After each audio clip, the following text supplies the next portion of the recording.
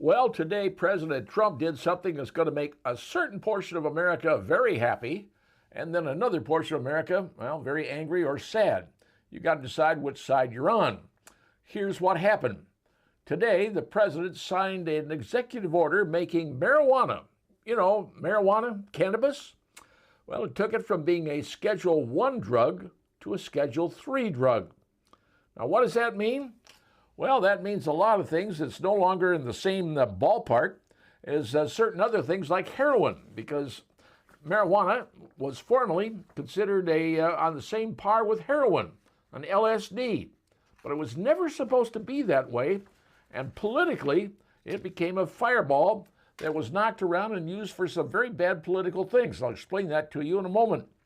You have to understand that going back to the 1930s, there was a gentleman by the name of Anslinger. Henry Anslinger was the first commissioner of the Federal Bureau of Narcotics. Okay, that's the 1930s. And he had a campaign that was built on, what we call racial and xenophobic fear.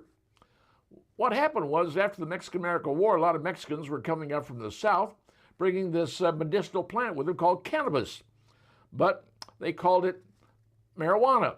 It's a Mexican term, if you will, but it sounded really good, and it sounded like it would scare the white people in America by calling it marijuana comes from Mexico, and would literally frighten everybody, and they go, oh my gosh, that stuff is terrible.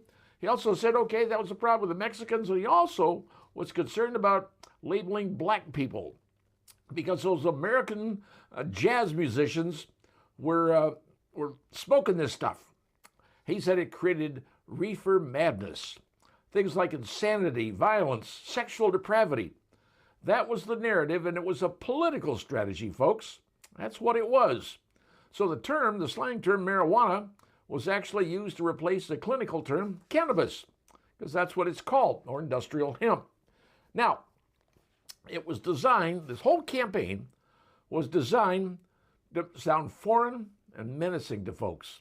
And it certainly worked. But it turns out there were other highfalutin people that wanted marijuana or cannabis gone. William Randolph Hearst and the DuPont family.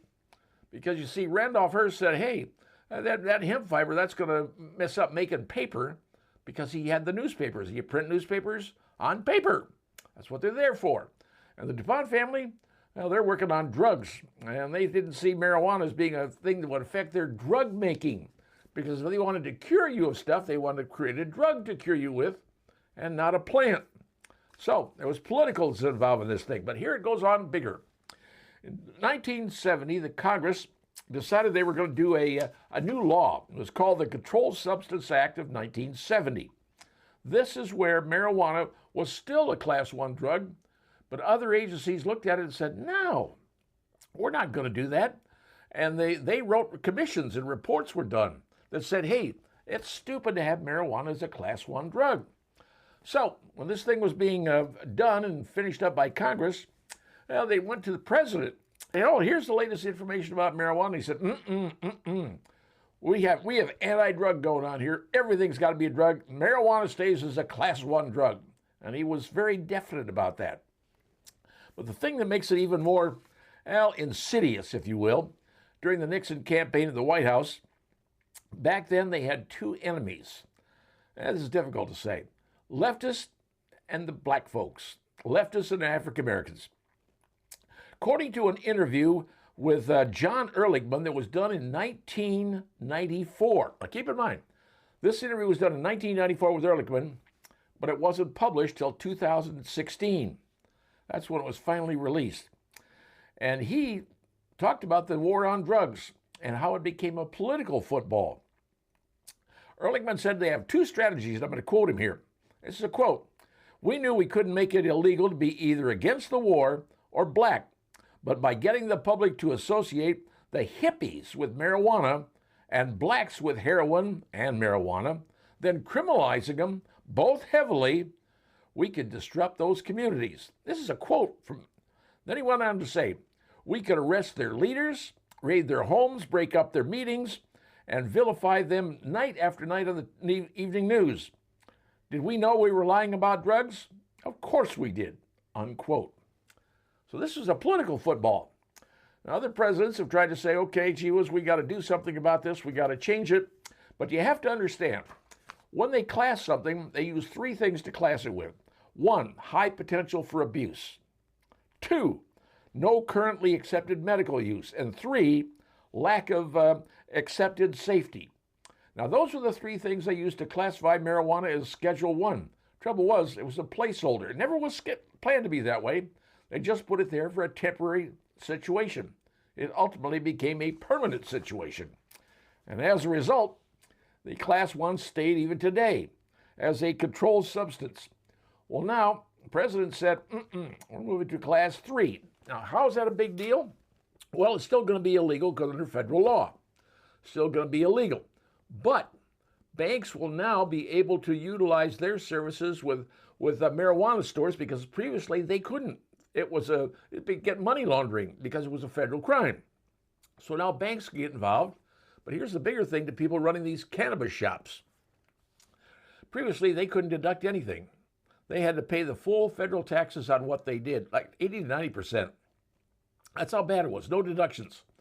Well, now as a Class 3, it can be used for tax purposes. You can do deductions, make it into a real business. That's what happens when you make it a Class 3.